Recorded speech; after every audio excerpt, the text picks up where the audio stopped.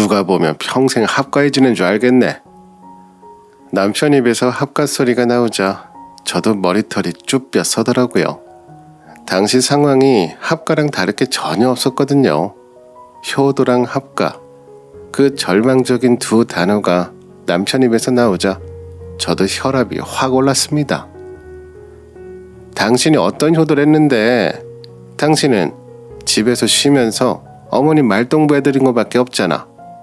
내가 매일 오후 5시 되면 저녁 준비해서 과일까지 다 깎아내와. 효도는 당신이 한다고 하고 고생은 왜 내가 하는 건데? 당신이 그렇게 효도하고 싶으면 당신 손으로 해. 나도 내 부모는 내가 효도할 테니까. 난 분명히 말했다. 계속 이렇게 매일같이 사생활 존중도 안 해주고 이렇게 오시면 나 분명 나가겠다고. 남편과 대판 싸우고 그 후에 바뀐 게 없자 정말 며칠을 직장 구하러 나간다는 핑계로 저녁부터 밤까지 나가서 배회하다가 들어왔어요. 당시엔 밤에 문 여는 식당이 하나도 없었잖아요. 말 그대로 불 꺼진 거리를 추적추적 걷다가 들어오는 게 전부였죠. 제가 늦게 들어올 때마다 남편이 오늘도 너 나가서 엄마한테 오시란 말 못해서 내가 애들 데리고 동생네 집에 가서 먹고 왔어. 도대체가 애들 엄마라는 여자가 밤마다 싸돌아다니고 잘하는 짓이다 라며 핀잔을 주는데 내가 니네 집 사람들 식모냐? 그럴 거면 월급이라도 줘. 매일 자원봉사하는 것도 아니고 너야말로 뭐 하는 거야? 지금 우리 상황이 어떤지 알고 이러는 거야? 하고 서랍에서 돈 정리한 내역을 가져와 던지며 보여줬어요. 남편도 처음엔 그렇게 제 잘못으로만 말하더니 제가 세부내역과 시댁 식구들이 오기 전 지출 내역 비교해서 보여주니 할 말이 더 없는지 시어머니께는 말씀 못 드리고 시누이에게 좋게 사정 말하고 방문을 줄여달라고 했더니 그 다음부턴 잘 안 오더라고요. 한번 대판 싸우고 남편도 지출 내역 보고 나서 이건 아니다 싶었는지 암튼 그 후로는 매일 오던 시댁 식구들이 안 오니까 정말 살 것 같더라고요. 한동안 아이들과 대화 시간도 잘 못 가질 만큼 시댁 식구들이 집으로 돌아가면 씻기고 재워야 했는데 좀 여유가 생기니 아이들 말로는 맨날 엄마는 인상 찌푸리고 있어서 화가 나 보였는데 요즘은 평온해졌다고 하더라고요. 저도 모르게 제가 힘든 걸 아이들에게 티를 냈나 봐요. 그렇게 지낸 지 얼마 후 시어머님 생신이 다가왔어요. 남편과 상의했을 땐 오랜만에 한식당 예약해서 다 같이 갔다 올까 했는데 어머님이 전화하시더니 내 생일밥 어디서 먹니? 밖에 상황도 이런데 밖에 나가서 먹는 건 좀 불안하지 않아? 애들도 내시고 난 그냥 집에서 먹는 게 좋을 것 같은데 너는 어떠니? 차라리 그 돈으로 재료 사다가 집에서 해먹는 게 낫지. 뭐하러 밖에서 돈을 써? 어머님 입에서 돈 이야기가 나오자 남편이 무슨 소리를 전달했구나 싶더라고요. 그리고 어머님 말이 맞는 부분도 있었고 저렇게 한번 나가서 먹으면 못해도 50은 나올 텐데 그걸 누가 내겠나요? 그래서 저도 고민하다가 어머니에게 그랬죠. 그러실래요? 한식당 알아보고 있었는데 어머니께서 외식하는 거 싫으시면 집에서 먹죠 뭐. 그럼 저희가 어머니 집으로 갈게요. 그랬더니 그럼 내 생일날 내가 음식하란 소리냐? 뭐 그런 황당한 소리라는 거니? 그럼 됐다. 안 할란다. 어차피 내 생일날이 앞으로 뭐 얼마나 남았다고. 다 늙어서 의미도 없지 뭐. 그럼 그냥 나중에 내 장례식 때나 모여라. 그땐 나는 음식 못할 테니 수고스럽겠지만 잘 부탁하고. 거기까지 이야기가 나오자 제가 어머님께 그랬죠. 어머니, 제가 도우면서 같이 만들면 되죠. 어머니 생신인데 저희가 가야죠. 가서 제가 해드릴게요. 그러자 어머님은 난 네 음식이 참 맛있더라. 네가 음식도 맛있게 하고 손도 빨라서 뚝딱 잘 만드니까 그냥 너 편하게 니네 집에서 하자. 원래 모였던 곳에서 모이는 게 서로 다 익숙하고 편하지 않겠어? 나가서 먹는 거 돈도 많이 들고 요즘 시기에 불안하고 여러모로 싫다. 그러시더군요. 짜증과 스트레스가 한 번에 와서 한숨이 내쉬어지지만 그래도 며느리인데 생신은 챙겨드려야지 싶어서 저희 집에서 챙겨드리기로 하고 가족들이 다시 뭉쳤어요. 눈치는 애저녁에 밥 말아먹은 남편은 신나서 희죽거리며 이게 얼마 만에 가족들이 다 모여 수다 떠는 거냐면서 그동안 이런 북적거림이 너무 그리웠다고 하는데 저는 전혀 그립지 않았는데 저 빼고 다들 그리웠던 모양이더라고요. 그날 오랜만에 모였던 게 다들 너무 좋았는지 그 뒤로 주말만 되면 생일 핑계로 모이기 시작했어요. 남편 생일이 다음 달이었는데 미리 땡겨서 하자면서 남편 생일 모임이라고 모이고 그 다음엔 신우 생일이 음력으로 다음 주인데 가족끼리 오붓하게 지내자며 모이자길래 아가씨 생일 원래 양력으로 하지 않았어요? 아직 3달이나 남았잖아요. 라고 얘기하죠. 올해부턴 음력으로 하고 양력으로 다 하려고요. 라며 웃기지도 않는 핑계를 대는데 그래도 예전처럼 매일 저녁에 모이는 것도 아니고 가족끼리 워낙 돈독하고 모이는 걸 좋아하고 행복해 하니까 저도 그냥 나만 참으면 되지 하고 해드렸어요. 그리고 솔직히 남편이 그 시기에 회사 때문에 많이 힘들어해서 겸사겸사 저렇게 좋아하고 거실 바닥에 앉아서 해벌쭉 남편이 웃고 있는데 일주일에 한 번 정도니깐 그러자 하고 덮어놨죠. 근데 참 사람들이 그래요. 고맙고 소중하고 이런 걸 너무 쉽게 생각하더라고요. 그날도 그렇게 단념하고 지낸 어느 날 설거지를 다 하고 뒤돌아 거실 쪽을 보니 시댁 식구들은 다들 거실에 모여 앉아 뭐가 그리 즐거운지 화기애애하면서 대화하고 있었고 저는 주방에서 우두커니 서 있더라고요. 마치 저는 이 집에 어울리지 않는 이방인 같았고 식물뿐인 건가 싶기만 한 게 소외감이 들더라고요. 신우이 생일상도 그래요. 제가 양보를 하면 신우도 뭔가 해주는 게 맞잖아요.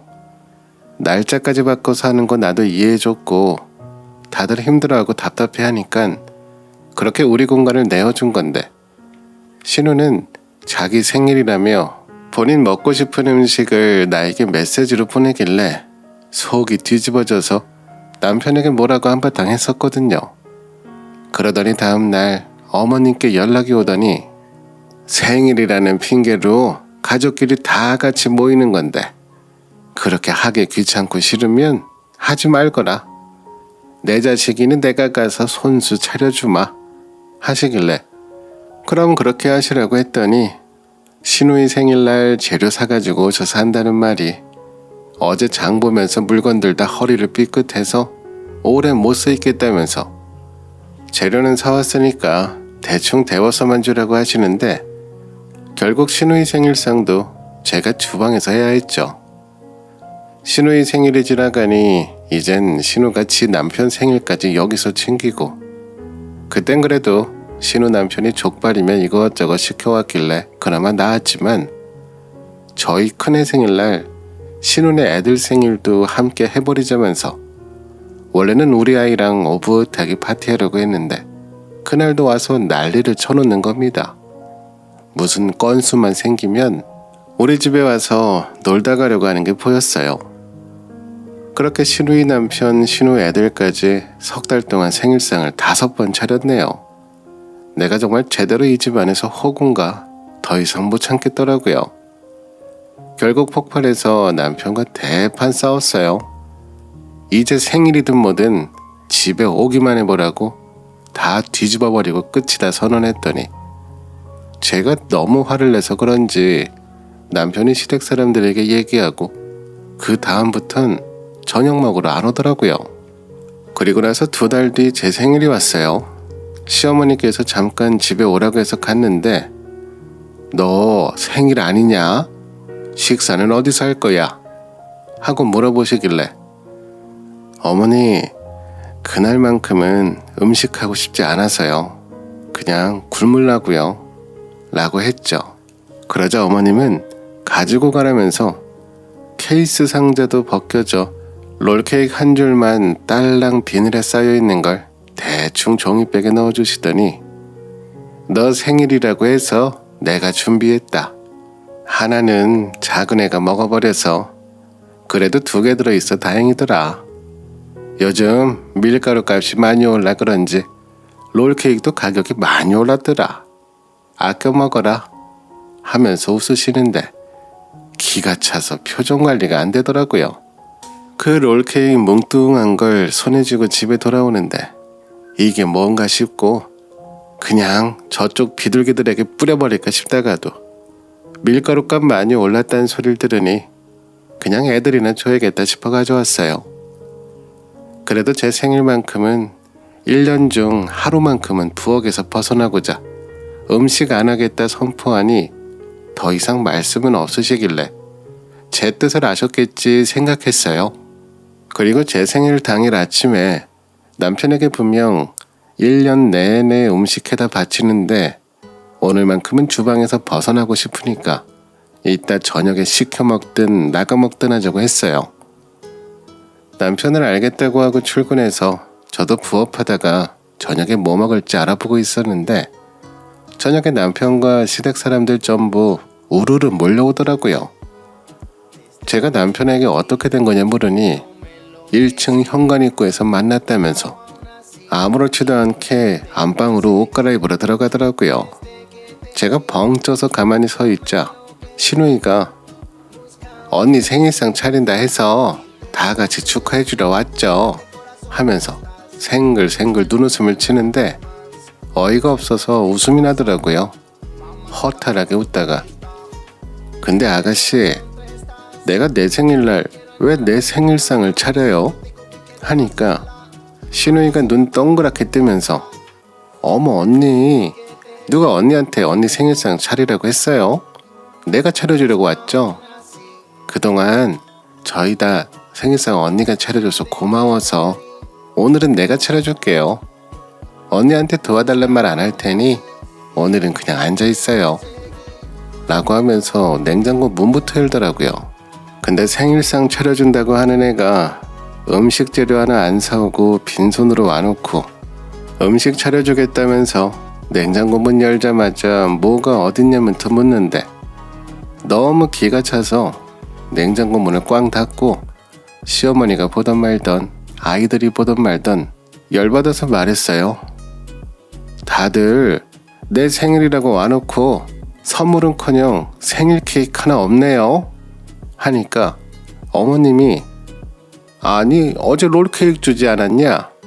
그걸로 생일 케이크 하면 되지. 너 요즘 밀가루 값이 얼마나 올랐고 케이크 값이 얼만 주나 알아? 어제 준 거 어디 갔어?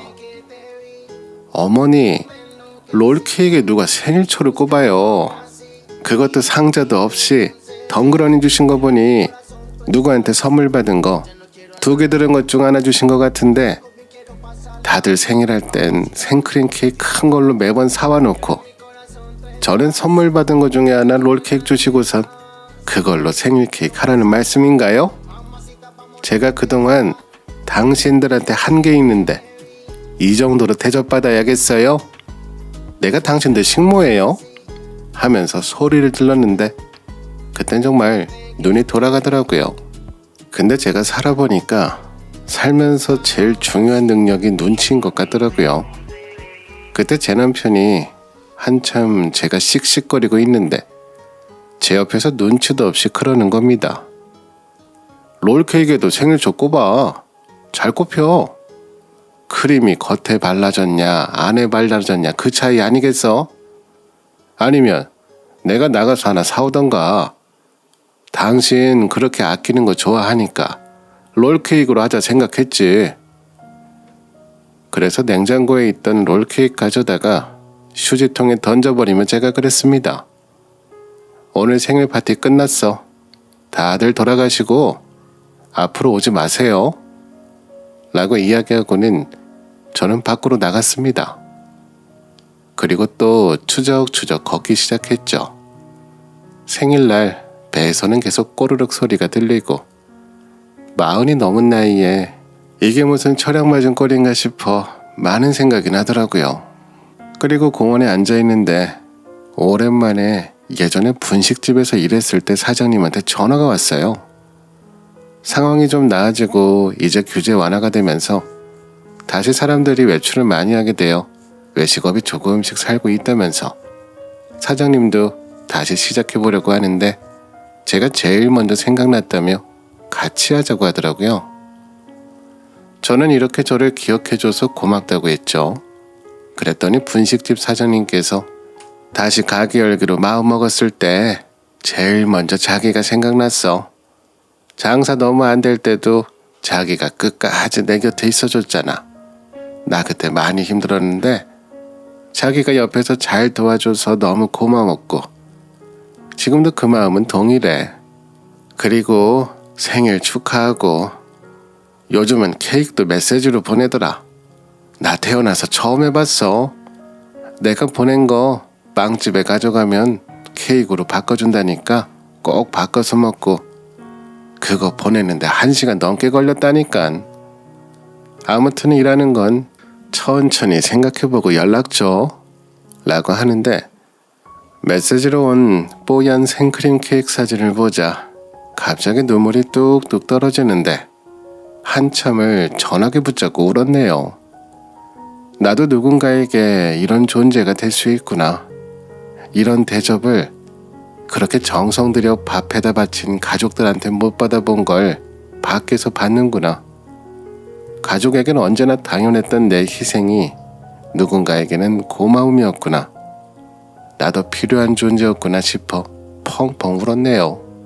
그리고 나서 시댁 사람들에게 이런 취급받으며 더 이상 살 이유가 없다고 느껴지니 용기가 나더라고요. 그래서 남편에게 이혼하자고 했죠. 그동안 나는 당신 집에서 식모나 다름없었어. 당신 식구들은 나에게 며느리로서 대접받고 싶은 것 다 누려놓고 나를 이용했고 당신마저 내 손을 통해 효도했었던 거고 나는 더 이상 평생 이런 당신 식구들에게 이런 취급받으면서 살 수 없을 것 같아. 이렇게 살면서 내 자존감이 떨어지느니 나는 나를 위해서 당신과 헤어질 거야. 그러니 이혼해줘. 뭐 이혼? 이혼이 네 마음대로 되는 거야? 애들은? 그래, 이혼해달라 하면 해줄게. 그런데 애들 데려갈 생각은 꿈도 꾸지 마. 절대 양육권은 못 넘겨. 저는 그럼 재판까지 가자고 하고 다음날 부모님께 말씀드리고 이혼 진행했어요. 그리고 집도 팔아버리고 재산 분할로 남편과는 헤어지게 됐고요. 새로 시작한 식당은 점점 규제가 완화되면서 잘 되어가고 있어요. 남편은 집을 처분하고 시누이네랑 같이 지낸다고 하더라고요. 처음에 양육권은 남편이 절대 못 넘긴다고 고집부려서 결국 가지고 갔는데 시누이네 들어가서 그 좁은 집에 시누이 부부, 시어머니, 시누이 아이들, 남편의 저희 아이들까지 모두 살기는 무리라서 결국 당분간 저에게 맡겨달라고 했는데 아이들 왔다 갔다 하게 하지 말고 아예 양육권 넘기라고 했고요. 결국엔 남편도 지금으로서는 따로 집을 구할 상황이 아니라서 제가 데리고 왔고 양육비도 매달 받고 있어요. 아이들도 고모 집에서는 고모 눈치 보이고 할머니와 아빠는 맨날 싸운다면서 엄마랑 사는 게 더 좋고 아빠한테 가고 싶지 않다고 하더라고요. 아이들 아빠한테 보내고 사실 많이 힘들었는데 이렇게 제 곁에 와줘서 너무 좋았어요. 사장님도 아이들 언제든지 가게 오라고 하라 하셨고 저는 가게 근처에 집을 구해서 아이들이 자유롭게 언제든지 저를 보러 가게 오도록 해서 힘든 건 없었어요. 남편은 그토록 가족끼리 돈독하게 지내는 행복에 살았는데 그 작은 집에서 오순도순 매일 파티라도 벌일 것 같았는데 어느 날 시누이가 힘들다고 전화가 왔어요. 자기 너무 힘들다면서 정말 숨도 못 쉬겠다고. 엄마는 매일 오빠한테 이혼한 걸로 윽박 지르고 있다고 하고, 오빠는 매일 밤 남편과 술 마시는데 자기 남편 지방간이 있어서 술 마시면 안 되는데 오빠 때문에 오히려 술이 더 늘었다면서 다시는 집에 안 갈 테니 오빠랑 재결합하고 좀 데려가면 안 되겠냐며 떨어져 살다가 같이 사니 너무 안 맞고 애들 방도 없고 너무 힘들다 하는데 이제 와서 나와 상관없는 사람이고 네 오빠니 네가 잘 데리고 살라고 하고 끊었네요. 앞으로도 그 집 사람들은 제 인생에 들어오는 일 없을 거라서요. 지금처럼 저를 필요로 하는 사람들과 그리고 감사할 줄 아는 사람들과 그런 곳에서 우리 아이들 데리고 행복하게 지낼 겁니다. 제 이야기 들어주셔서 감사합니다.